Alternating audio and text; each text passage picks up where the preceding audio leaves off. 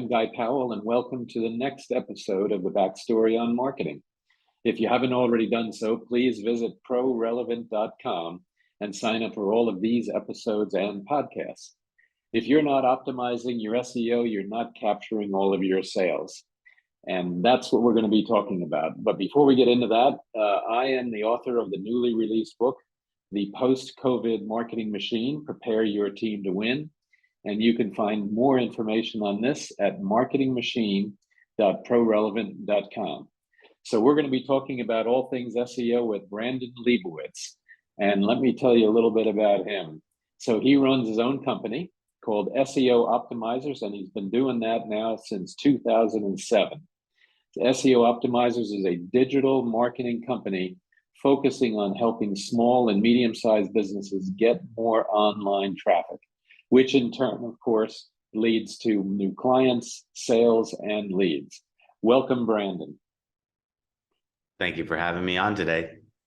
Yeah, absolutely. So good to have you on and learn a little bit more about SEO, and there's certainly a lot going on in that market. But first, tell us how you got into marketing. What is your backstory on getting into marketing?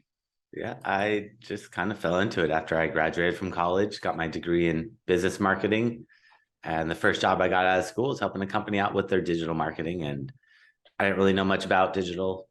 They said, don't worry, we don't know much either. We're going to take you to classes and workshops and learn alongside with you. So I thought that was kind of interesting and decided, let me check this out. And after working there for a few months, this is back in 2007, just kind of realized that everyone's probably going to have a website in the future. And digital marketing is a way to bring traffic in. And back then I was helping out with like their social media, I was doing some paid ads, helping out with email marketing, doing search engine optimization, doing a lot of different things, and just kind of focused more on the SEO just because I thought, why spend money on ads when you could get up there for free? And I was just focused on the search engine optimization side of things, and also was drawn in that I could do freelance work, that I could work full time, and then I could pick up a client here or there and build that up. So I would work full-time at different advertising agencies as a director of SEO, and before work or after work and on my lunch breaks, I would work on my own company and built it up to where I was able to eventually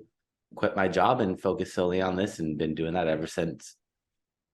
Wow, that's a great story. And I think you're so right. I mean, what a decision to get into and take the chance and get into digital marketing back in 2007. And man, oh man, I guess it's been a pretty wild ride for you. It's been interesting seeing all the changes and seeing how everything evolves, and it's constantly changing. That's the one thing that keeps it interesting, though. It's constantly changing. So it just keeps you on your toes, keeps you constantly learning and trying to adapt. Yeah, absolutely. So tell us about your company, SEO Optimizers. Well, we help primarily, focusing on search engine optimization, help out a little bit with paid ads, but try to get you that organic traffic first and help out small, medium-sized businesses. And as long as you have a website, we could potentially help you out, but I have to analyze each website because with SEO, it's not really a one size fits all. Every website's different, and we're not trying to beat Google with SEO. Google changes every single day. What matters is who's on that first page of Google for your keywords and how much SEO have they done. And that's where I have to look at your website versus the competitors and try to figure out what the disconnect is and how much time and effort it's going to take to get you up there. So always offer people free website analysis and try to just check out what's going on and how we could potentially help them get up there. Yeah, exactly. You know, one of the things too, and I'm glad you brought up the competition because it clearly is important in terms of how you stack up against your competition. One of the things that I've run into, though, is that if the company name is basically just English words, it's not like Google or it's not like Facebook or some identifiable individual unique name. It's like, you know, the good company or something like that. How do you handle situations like that? I mean, the company name doesn't affect SEO that much. Maybe 10, 15 years ago, when I first started doing SEO, if you had the website like LosAngelesSEOcompany.com and someone searched for Los Angeles SEO company, you would rank. But Google realized that people buying these exact match domains, or what they called, were just doing it to game the system, and Google's devalued it. So the name doesn't really have too much impact on SEO per se, but it helps out for branding and name recognition. But in terms of search engine optimization and rankings in Google, it doesn't have that big of an impact. It helps to have some keywords in there, but it's not a necessity like it used to be in the past. Mm. So just to follow up on that, so is it better to name your company based on what people search on or based on something else? In the past, it would be good to do it based on what they searched, but nowadays Google said we devalue those and we're not going to rank those immediately like we used to in the past, where if you just bought like dentist Los Angeles, if someone searched for dentist Los Angeles and you had dentistlosangeles.com, you would usually rank at the top, but not anymore. So that's kind of gone away. Yeah, very interesting. So what are the most important issues with search engine optimization nowadays? I mean, it's constantly changing and there's over 200 ranking factors. So I'd say it's like a puzzle. There's a lot of pieces to it. Some pieces are a lot bigger than others, but the same ones that have always been around are still the big pieces, which are text or content. So Google feeds off content. The more content you have on your website, the happier Google is. So content meaning text. Can't be images or videos. It has to be text. Google struggles with images and videos. They're getting better at it, but they can't really read them other than the file name. So when you upload images to or videos or podcasts, whatever it is, those file names need to have descriptive words in it before you upload them to whatever website. Even if you're uploading it to YouTube or Instagram or whatever it is, having descriptive words in the file name of the image or video or podcast, audio helps out with SEO. So, but text is really important. So you have to have text on every single page on your website. The more text you have, the easier it is for the search engines to read, understand, and know what keywords that you're targeting. So add content on each page, not just the homepage, but every page on your website needs text. And the more pages you have, the more content you could, or keywords you could target, because each page can only really target about 3 to 5 words. After that, it kind of loses relevancy. So if you want to target more pages or more keywords, you need to create new pages. Interesting. So and so for example, even with this podcast and this YouTube video that we'll make out of this, we'll end up putting the transcript on the web page, and I would imagine that that's also a good thing to help the search for what we're talking about.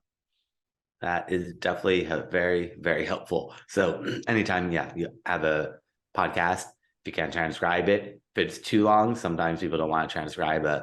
Like if it's 2 or 3 hours, it's a little too long. So you can timestamp it and just have little chapters, and that helps people also navigate quickly. So if they're trying to just get to a section, that's kind of a good thing. And I would probably just do that in general, because sometimes when you search in Google, it'll show the YouTube video, and then it'll also slice it up into different sections, saying this is this section, this section, this section. And YouTube is kind of doing that a little bit by itself. But if you do it for them, that's going to help out a lot and potentially get you even more views and more exposure and visibility. Yeah, fantastic. Well, that's interesting. So, the Google, on the other hand, as well, is getting rid of cookies. Yeah, are cookies at all involved in search, or is that does that not matter at all? That's more for paid ads. So the cookies are tracking for paid ads. SEO doesn't really get impacted too much with the cookies, but definitely paid ads got hit hard, where they lost a lot of data, and they're the ones that are really struggling with the cookie loss. Yeah. Well, and even Apple, gave up on cookies, I think, and now it's very hard to figure out, what is that unique identifier for that individual device.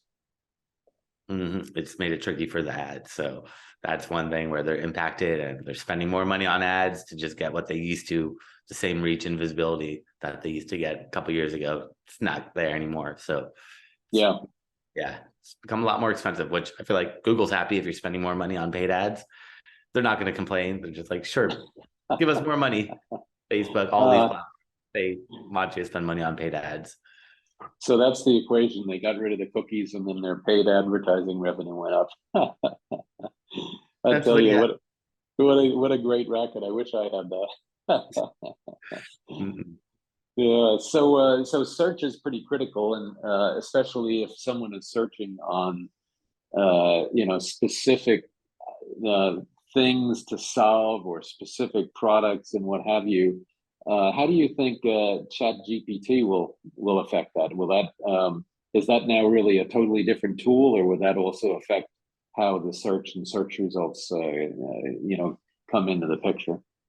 I mean, ever since I started doing SEO back in 2007, there's been tools similar to Chat GPT. Now it's much more advanced versus back in 2007, it was pretty obvious when it wasn't written by a person. It didn't read properly and it, yeah, had a lot of broken English, but it was original content. So it passed Google's filters of making sure your content's original, but it didn't read properly. But nowadays, this content reads really, really well. And Google says, I mean, they don't want you to write or have AI written content, but if it provides value, then they're not going to penalize it. So it's all about providing value, providing usefulness, making sure the content actually helps the reader out. And if it provides a good quality content that's useful, helpful, informative, and accurate, then Google said they're not going to penalize it. They already have AI written content and they've already had it for years where like sports news, or I mean, sports scores will be automatically generated and things like that. And I think BuzzFeed's now like fired a large percentage of their staff to use tools like this to just create listicles. And as long as it provides value, that's all that matters. So if you're just taking anything from Chat GPT or any of these tools verbatim, that's probably not good. Take it as a guide and then build off of it, use it as like an outline. But if you just take it and copy it and paste it, it's not 100% accurate right now. So it's still learning. So I would try to avoid that, but just use it as a reference and a guide to help you kind of build off that topic, but don't just take it as being accurate. Yeah. Yeah, I like your point. But I will admit, ChatGPT has gotten incredibly good. I was amazed. I asked it a handful of questions, and I was amazed at what you can get out of it, and how well it's written. Because to your point, a handful of years ago, anything that was AI written was pretty obvious that it was AI written, and now with ChatGPT, I don't even know if you can really tell. It's really well written. Maybe there's a way to figure that out, but it really does look like it's written, in a quality that somebody actually wrote it. It's tough to differentiate, but we'll just have to see what happens because it's going to get better and better. They were talking about maybe watermarking Chat GPT so you can see if it's AI versus human content, but who knows what they're going to do. We'll have to see. Yeah, exactly. I guess it's made those high school kids' lives easier by writing when they have to write a term paper or something. Now they can just ask GPT and get it done. But I like your point too, is to use the results that you get out of Chat GPT to kind of inform the rest of the page, so to speak. I think that makes a lot of sense, and especially when you were talking about you need a lot of text content. Well, Chat GPT can be a text content generator, and I would imagine you could have it focus in around certain search terms that you're trying to win on, and then be able to have a relatively quick and painless, or maybe not so painless, but a relatively quick way to have a page be developed that's really focused in on the search term you might want to win on. It definitely helps speed things up a little bit, but you gotta just focus on making sure it provides quality content that's useful and relevant to the reader, and focusing on the reader, not focusing on search engines, not worrying about putting keywords in the content. That's how it used to work a while ago, but nowadays you don't necessarily need to put keywords. I mean, it helps, but I've seen websites rank for keywords I search for without even having that keyword on the website, just because Google knows the search intent, the semantic web, my geolocation, all these other signals that kind of feed it. So keywords still very important, but in the future, they're going to kind of drop down and not be as important. Yeah. So if you were a big consumer brand, what are some of the strategies and tactics that they would use to, rank higher or be a little bit more competitive? You've mentioned a couple of them, but are there very specific things that you would kind of recommend there? I would be the same for a large company or a small, medium-sized company. It's always it's going to be similar. The only time it changes is if it's like an e-commerce versus a service-based business. If you're like a local business and you want to make sure you have a presence on Google Maps and all these local sites like Yelp and Bing Maps and Apple Maps and Yellow Pages and Foursquare and all these places help you rank higher on Google Maps versus e-commerce, then it's a whole different strategy where it's all right, now you have category pages, product pages, we got to optimize these and figure out how to make them SEO friendly. But the size of the business doesn't really matter. But any business, it's always going to be similar where you're going in, putting all the keywords and the coding. So cleaning up all the coding, all this kind of technical stuff, putting content on the pages, so adding more text, and then building up trust, because Google doesn't care what you put on a website. They don't believe anything that you put on there without you building up that trust. So you got to get Google to trust you, which is by getting what are called backlinks, getting other websites to talk about you. The more websites that talk about you, the more trust Google gives to you, and the higher they're going to rank you in the search results. But without backlinks, it's really tough to rank. And a backlink is a clickable link from another website that points to yours. So let's say you're reading an article on entrepreneur.com, and in there it says Brandon Leibowitz, and you click on that, and then it goes to my website. I'd be then getting a backlink from entrepreneur.com. So the more websites that link to you, the more trust. It's like a vote, kind of like a popularity contest. Like that website is saying, we vote for you, we trust you. Yeah, that makes a lot of sense. And now I've noticed though that there are some sites that you get a backlink, but it's a different kind of backlink. There's like two different kinds. One where the search engines can find it, and then there's ones that don't. Is that still true, or is that no longer true? Well, there's a tag that Google created a while ago because a lot of websites were getting spammed. So Google said you can put this tag on your website and the backlinks will not count for SEO. Like Wikipedia is open to anybody making a change. Wikipedia is one of the top 10 most popular websites. So if you're getting a backlink from Wikipedia, it's a good backlink. And every page on Wikipedia at the very bottom has a bunch of backlinks that point to other websites. And a long time ago, people are just spamming. I mean, still to this day, people spam Wikipedia, but the backlinks don't count for SEO because they're no follow. So not as many people try to spam Wikipedia as they used to. Same with like social media, anything where it's too easy to get a backlink, it's probably not going to count for SEO. So social media doesn't count, anything like that. It's not going to really help out. You want sites that are related to you also. That's really important, is finding niche related sites. You don't want to be on Facebook or Instagram. I mean, it's fine, but you need to be on sites related to what you're doing. If you're just on social media sites, Google's going to think you're a social media site.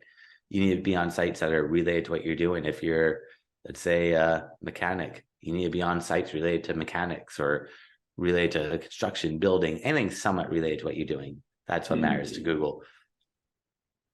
Yeah, interesting. So there's kind of two dimensions there. There's the having the backlinks, having them not be no follow links. That was a term I was trying to remember. And then also having them be related to your business in some fashion, kind of like you said, construction and construction companies, and that makes a lot of sense. And so what the Google algorithm is doing is taking those two things and then providing you the search results some kind of a weighting that goes into where you rank in the results.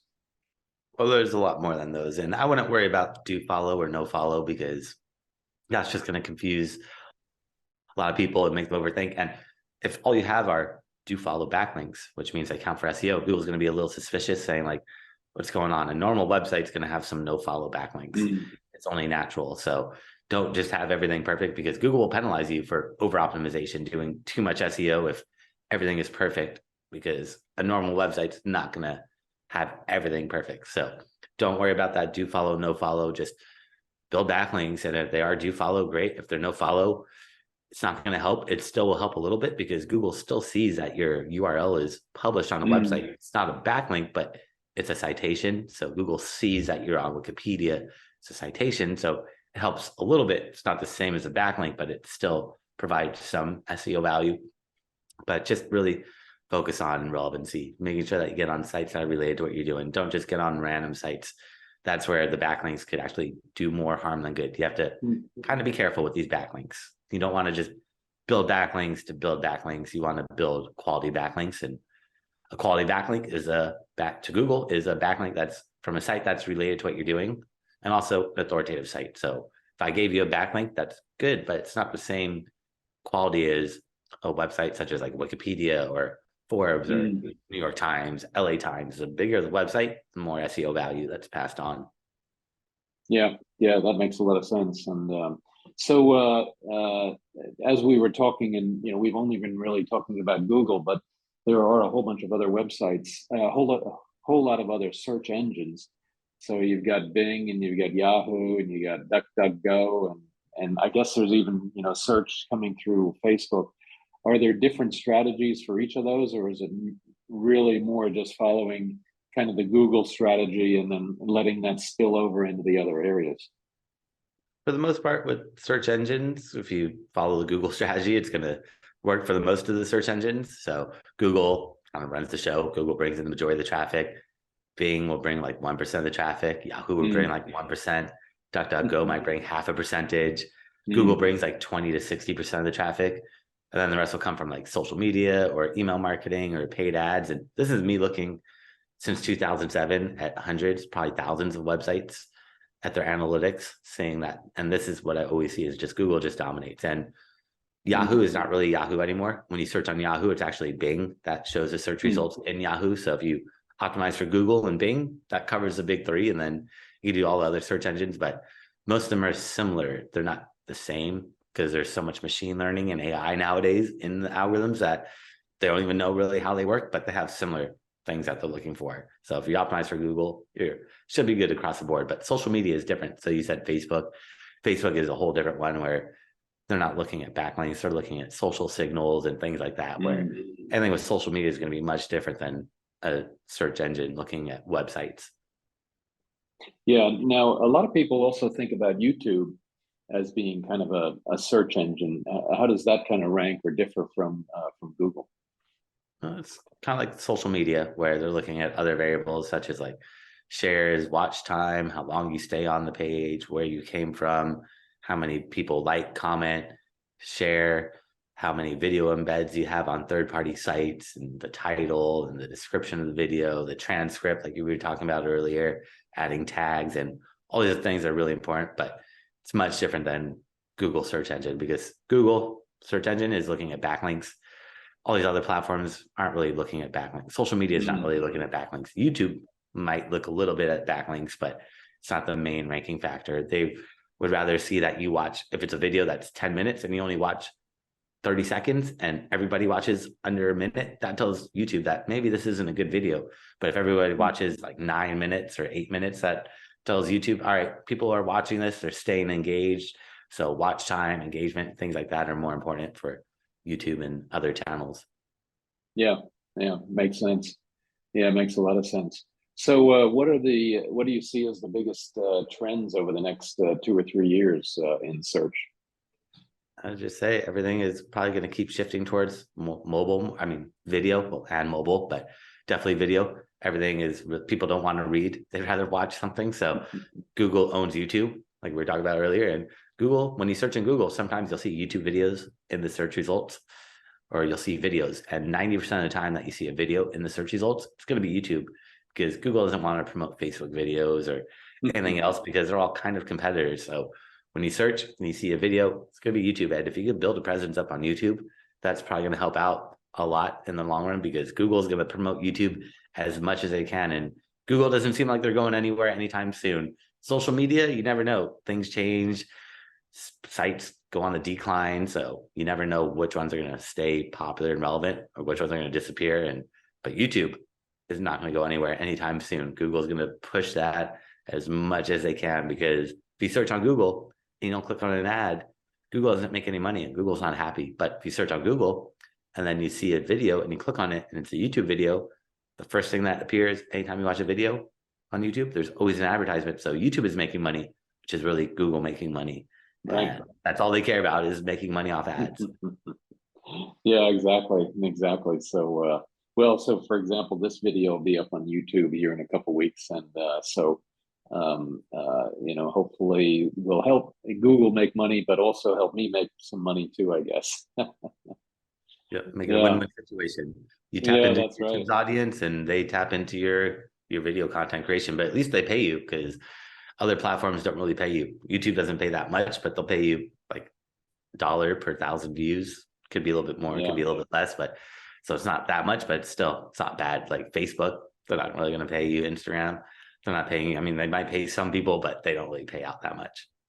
Yeah, yeah, yeah. So do you get involved very much in paid search as well, or is it mostly just the organic search?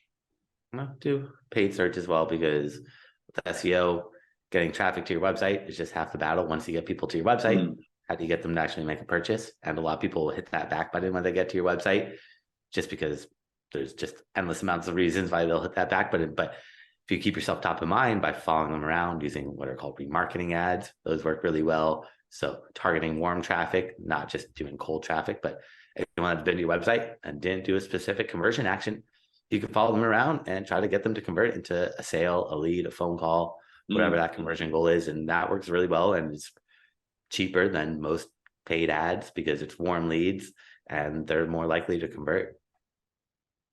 Yeah, it makes a lot of sense. And so remarketing, and then doing that with either paid search or other means, programmatic or whatever, and then getting them to come back because they obviously came to your site for a reason, and especially if they engaged with the site a little bit more as opposed to just bouncing off after a handful of seconds on there. So definitely, if they added a shop, if your e-commerce and they added a product to the shopping cart and they didn't check out, yeah, that close. So that's where those are definitely the warm leads, where these are cart abandoners, or someone went to like the contact us page and didn't fill out the contact us page form. Maybe they were on mobile and your form asks for 10 fields and people are like, I don't want to fill out 10 fields. Is this too much? So sometimes less is better. And this is where you got to optimize your website to maximize conversions from people. So got to optimize your website for Google for SEO. Then you optimize your website for people to make sure once they get to your website, they actually convert into whatever that specific conversion action is that you're trying to target. yeah, absolutely. It makes it that I mean, I get remarketed all the time. I go out to a couple of sites. I buy shirts on one site, and and you go out to various sites and you do some searching, and then man, oh man, it's incredible how much they'll just surround your whole page with advertising. And do you also get then into the remarketing strategy and the whole digital strategy then, or? Yeah, I try to help out with the whole strategy because I've realized over the years that SEO is just half the battle. It's not a means to an end. SEO, if I rank you on Google for all your keywords, you're going to get traffic, but as a business owner, traffic doesn't really mean much. You want sales, leads, phone calls. So that's why I try to help out with all that nowadays. Instead of just doing SEO, let's go and make sure that the SEO works, but that you're also getting those phone calls, those emails, those sales online, whatever that conversion is. Yeah, makes sense. Now, how does we talked a little bit about cookies, but with remarketing and retargeting, is the loss of cookies going to affect that as well? I believe it does because you're not getting as much data. So cookies definitely affects the ads, but it's giving out, less data, less information, unfortunately. Yeah, absolutely. So the last thing is so one of the things I like to do is I do mentoring and trying to help out young marketers. So what advice would you give a young marketer, let's say, that just came out of college and wants to get into marketing and do a great job? What would you recommend for them? I would say if they could get a mentor, that's helped me out a lot. And there's a lot of ways to get mentors, but mentors definitely help you learn a lot from their mistakes and learn from what's worked for them. And if you can't find a mentor, there's websites that will connect you with mentors, like score.org is a website where in the past you had to go in physically to find them. But now that everything's virtual, you don't have to be in Los Angeles to find or wherever their score locations are to get a mentor. You could just be pretty much anywhere in the world and connect and find someone. And that's really helped me out a lot. But just also anyone that's starting out is take action. Don't just read, because that's where a lot of people get stuck, is reading or listening to blogs or podcasts or watching videos. But gotta take action and try and test things out and play around and not be scared to break stuff, as long as it's not your main website. But test on other websites. Don't test on your main one, but play around and test and see what works. see what doesn't work, but you gotta take action. Don't just read. Yeah, yeah, absolutely. Well, that is really good advice. So, anything else you'd like to mention before we close? I mean, everything takes time, so be patient with it all. Unfortunately, it's not immediate with SEO. You have to spend time building it up and building it up. But as long as you send the right signals to Google, you're gonna see your traffic slowly start moving, but don't expect immediate results. And don't get discouraged if you're not seeing that immediate traction. Just keep working at it, keep building it up, and you'll see it start growing and growing. That is that's the worst thing is, everybody wants an instant response. And unfortunately, I mean, I know you're right, is unfortunately it does take a long time to actually build that response and see that slow growth finally start to take over as your SEO really starts to kick in. Yep, it's all about just being patient and being persistent, not getting discouraged if you don't see those rankings coming in. Just keep working at it. Just know it takes time. It's not immediate. Yep, absolutely. Well, Brandon, thank you so much. I really appreciate it, and so glad you were able to be part of the podcast. And where would you like visitors and viewers to go to find out more information about your company and you? So I actually create a special gift for everyone if they go to my website at seooptimizers.com. That's SEOOPTIMIZERS.com/gift. And they can find that gift there along with my contact information and a bunch of classes I've done over the years. I've thrown up for free so they can watch those anytime and see how to do a lot of stuff we talked about step by step. And also, if they want to book some time on my calendar, I'm happy to check out their website from an SEO point of view and see what's working, what's not working, and how to get them to the level that they want to be at. And they can book some time on my calendar there as well. Fantastic. Well, Brandon, thank you so much. And to the viewers, please stay tuned for many other videos in this series on the backstory of marketing. And please visit marketingmachine.prorelevant.com to download the first chapter of my book and also get some other valuable excerpts. And don't forget to sign up for more episodes in this podcast series. And if you like this podcast, please rate it with 5 stars. Brandon, thank you so much. Really appreciate it. Thank you for having me on today. Absolutely. Glad to have you and learn something about SEO.